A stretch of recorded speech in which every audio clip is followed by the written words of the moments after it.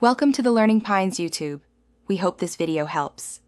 In this video, I will explain how to make delicious Tea Kadai Kajada. First, let's gather our simple ingredients.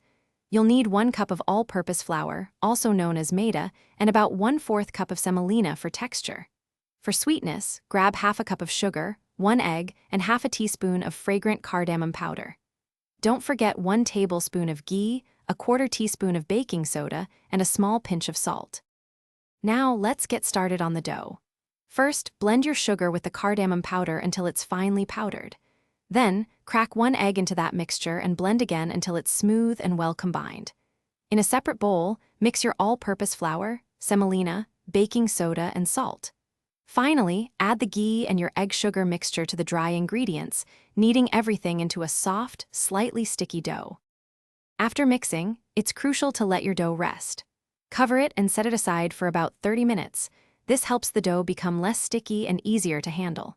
Once rested, take small portions of the dough and roll them into uniform, lime-sized balls.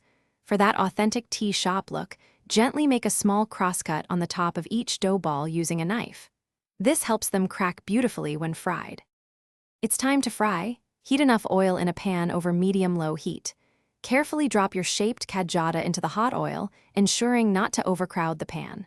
Fry them patiently, flipping occasionally, until they turn a beautiful golden brown and are cooked thoroughly inside, which usually takes around 5 minutes per batch.